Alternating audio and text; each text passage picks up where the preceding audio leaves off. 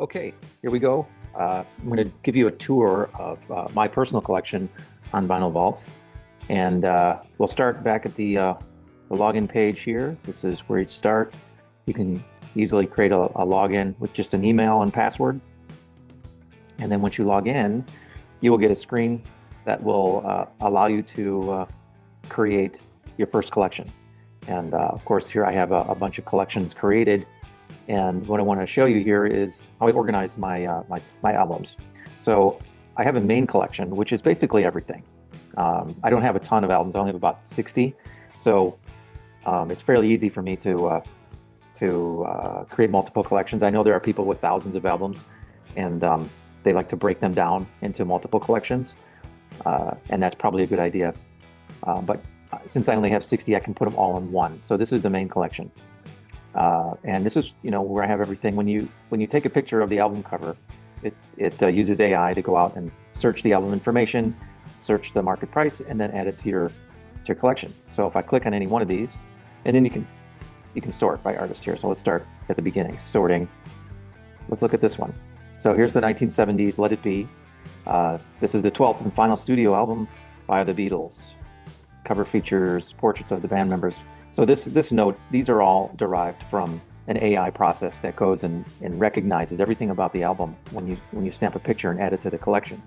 It goes out and looks for some metadata, the genre, the market value, which is a important piece of what Vinyl Vault does. Is it goes out and finds the value of the album. You can find out pretty much a pretty close value of your entire collection. So this then gives you all that information. Here's your full collection value right here. And it's a really easy way to manage your full collection. You'll notice that there's another icon here. This is the stories icon. And what this does, this is really fun because you can do this at any point in time. You don't have to do it when you're loading albums. This can happen anytime. Click that button and it's going to go, the AI process again, it's going to go out and bring back a unique story about the making of the album.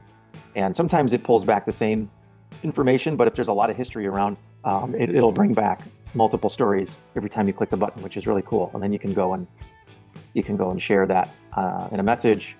So this is my collection here. I've got a lot of Beatles, for Stapleton. I've got some older albums from my parents, these jazz albums, Sinatra.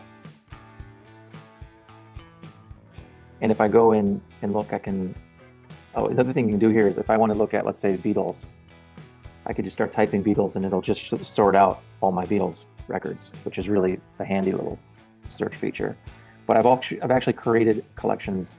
So like for Rush, I'm in the process of trying to collect all of their studio albums. So right now I have 7 of, I think they have 20 or 22 studio albums.